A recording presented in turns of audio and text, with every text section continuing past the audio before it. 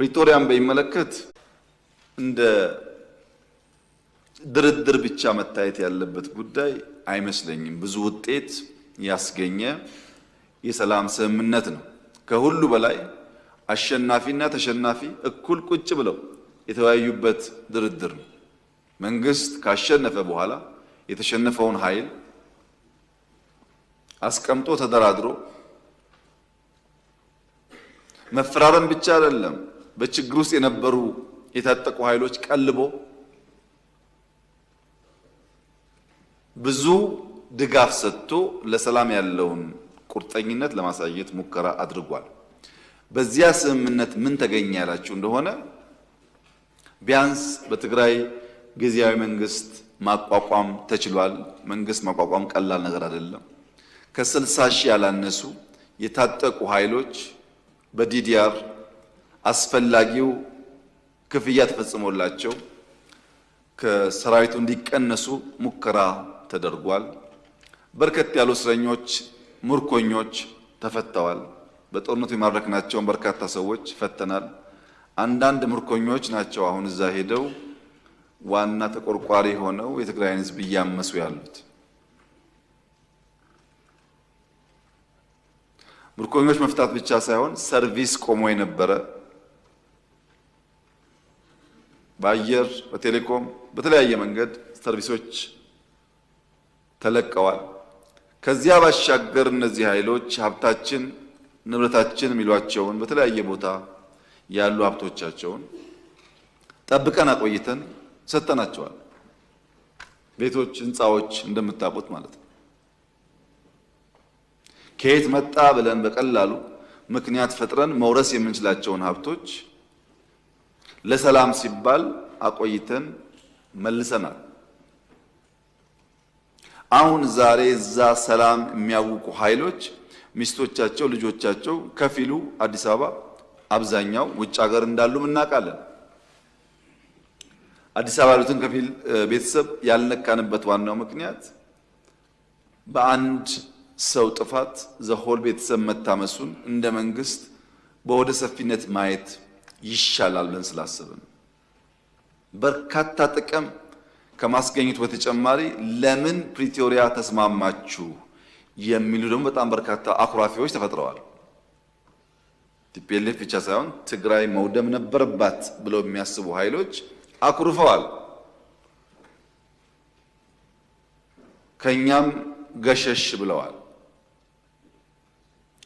በአንጻሩ እነሱ ይተባበሩ ሞክረዋል። ፕሪቶሪያ እንዲህ ያለውን በርካታ ነገር በውስጡ የያዘ ነው። ከዚያ በኋላስ በየቀኑ በርከት ያሉ ውጊያ፣ ጦርነት ሊቀሰቅሱ የሚችሉ ፕሮቮኬሽንስ በየጊዜው ትግራይ ባሉ ኃይሎች ይፈጸማል። በየጊዜው ከሁሉ የከፋው አሁን በርካታ የትግራይ ልጆች በጉልበት ታፍሰው ሱዳን ላለው ጦርነት ተሽጠዋል። በሱዳን ጦርነት ውስጥ የትግራይ ወጣቶች በማያውቁት ጉዳይ ሕይወታቸውን እያጡ ይገኛሉ። ኢትዮጵያ ውስጥ ያለው ጉዳይ አልበቃ ብሎ ጉዳይ ወደ ሱዳን ተሸጋግሯል። በዚህ ሁሉ ውስጥ የትግራይ ሕዝብ ተጎጂ ነው። የትግራይ ሕዝብ የችግሩ ባለቤት ሳይሆን የችግሩ ገፈት ቀማሽ ነው። የትግራይ ሕዝብን ችግር የበለጠ ያባባሰው የውስጥ ቁስል መሆኑ ነው። የማይታይ የውስጥ ቁስል በቀላሉ የማይሽር መሆኑ ነው። በነገራችን ላይ ዛሬ በትግራይ ውስጥ ከሚኖር ትግራዋይ በላይ በሰላም ወጥቶ መግባት የሚችል አፈሳ የማይካሄድበት በደሴ፣ በጎንደር፣ በባህር ዳር፣ በአዲስ አበባ፣ ቢሾፍቱ፣ አዳማ፣ አርባ ምንጭ፣ ሐዋሳ ያለ ትግራዋይ ትግራይ ካለው ሰው በላይ ሰላም አለው። ትግራይ ካለው ሰው በላይ በሰላም ወጥቶ መግባት ይችላል። የሚያሳዝነው ይህ ጉዳይ ግን ትግራይ ብቻ አይደለም። አማራ አካባቢ የሚንቀሳቀሱ ኃይሎች ለአማራ ሕዝብ ሰላም፣ ደህንነት፣ ጥቅም እንታገላለን ብለው የሚሉ ኃይሎች በሚንቀሳቀሱባቸው አካባቢዎች ካለው የአማራ ተወላጅ ይልቅ ኦሮሚያ፣ ደቡብ፣ ሶማሊያ ያለው አማራ ሰላም አለው። እነዚህ እንታገላለን የሚሉ ኃይሎች ያሉበት አካባቢ የበለጠ ፍራቻ፣ የበለጠ ግድያ፣ የበለጠ ዘረፋና መታገዶች አሉ። ኦሮሚያ አካባቢ ለኦሮሞ እንታገላለን ብለው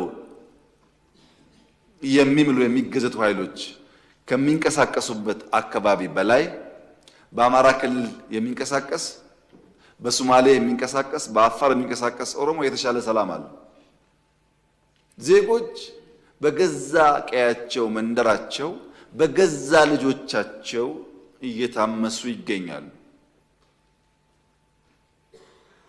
ከቀያቸው ሸሽተው መኖር የተሻለ ሰላም የሚያገኙበት እየሆነ መጥቷል። ከህዝብ ተነጥሎ ህዝብ አስለቅሶ ህዝብ ዘርፎ የሚደረግ ትግል ደግሞ የትም ማድረስ እንደማይችል ከታሪኮቻችን መማር የምንችል ይመስለኛል። መንግስት አብዛኛውን ጉዳይ በትዕግስት የሚያየው ወደ ግጭት የማይገባው ለምንድን ነው ያላችሁ እንደሆነ ዓላማ ቢስ ነው። ዓላማ የለውም። ይህንን ግጭት ከፈጸምን በኋላ አሳካን ብለን የምንናገረው አንዳች ቁም ነገር የለም። በዚያም በዚህም ብንገል ብንሞት ትርጉም የለው። ኢትዮጵያ ውስጥ በተለይ ትግራይ አካባቢ ያለው የፖለቲካል አውድ የመጥረቢያ ፖለቲካ ሰለባ ነው። ትግራዋይና ኢትዮጵያውያን የሆኑት መጥረቢያ ሶስት አክተሮች አሉት። አንደኛው አክተር ከብረት የሚሰራው የሚቆርጠው የተሳለ ነገር፣ ሁለተኛው አክተር ተጣሞ እዚያ ውስጥ የሚገባው እንጨት ነው። ሶስተኛው አክተር እንጨቱን ይዞ የሚቆርጠው አካል። የመጀመሪያው ብረቱ የተሳለው መጥረቢያ ምንም ዓላማ የለውም። የእንጨቱን ዓላማ ይፈጽማል። እንጨቱ ሲያዘው ብቻ የእንጨቱን ፍላጎት የእንጨቱን ዓላማ ፈጻሚ እንጂ የራሱ ሐሳብ የራሱ ዓላማ የለውም። እንጨቱም የያዘውን እጅ ወደ መራው የሚሄድ በያዘው እጅ የሚታዘዝ የያዘውን እጅ ፍላጎት የሚመልስ እንጂ የራሱ ዓላማ የለውም። ቲፒኤልኤፍ እንደ መጥረቢያ ነው። መያዛው እንጨት እንደ ሻዕቢያ ነው። ዋናው አዛዦች ባለጉዳዮች ሌሎች ናቸው። ከመጥረቢያው ጋር ከብረቱ ጋር ብንጋጭ እንጨቱ እስካለ ድረስ ከእንጨቱ ጋር ብንጋጭ እንጨቱን የሚያዘው ሰው እስካለ ድረስ ዘላቂ ሰላም አናገኝም።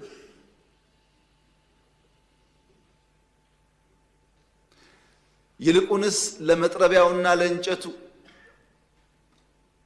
ያለኝ ምክር የኢትዮጵያ ሰላምና እድገት ይበልጥ ተጠቃሚ ያደርጋችኋል፣ የሚልካችሁ አካል መጠቀሚያ ያደርጓችኋል እንጂ ምንም ፋይዳ የለው የሚል ሲሆን፣ በእኛ በኩል ግን ዝግጅቱ ኢትዮጵያ የሰላሟ መደፍረስ ምንጭ የት እንደሆነ ስለምናቅ ከምንጩ የሚነሳውን ማንኛውም ትንኮሳ ለመከላከል የሚያስችል ቁመና በመፍጠር ላይ የምንገኝ መሆኑን ለተከበረው ምክር ቤት መግለጥ እፈልጋለሁ። የኢትዮጵያን አንድነት የኢትዮጵያን ሉዓላዊነት አደጋ ውስጥ ሊያስገባ የሚችል ማንኛውም ነገር ከመጣ ለመከላከል የሚያስችል ቁመና እንዳለን ላረጋግጥላችሁ እፈልጋለሁ። መጥረቢያውና መያዣውን እጅ ግን እንጨት ግን በተቻለ መጠን መታገስ፣ በተቻለ መጠን ማስተማር፣ በተቻለ መጠን መመለስ ያስፈልጋል። ጉዳቱ የጋራ ስለሚሆን ታስታውሱ እንደሆነ ባለፉት 5-6 ዓመታት የነበረው ፖለቲካል ዲስኮርስ ኢትዮጵያ አለቀላት፣ ኢትዮጵያ ልትፈርስ ነው፣ ኢትዮጵያ ልትወድቅ ነው የሚል ነበር። ኢትዮጵያ አትወድቅም ብዬ በተደጋጋሚ አነሳላችሁ ነበር። ኢትዮጵያ አትወድቅም አይደለም አሁንም እላችሁ፣ የወደቁ ታነሳለች።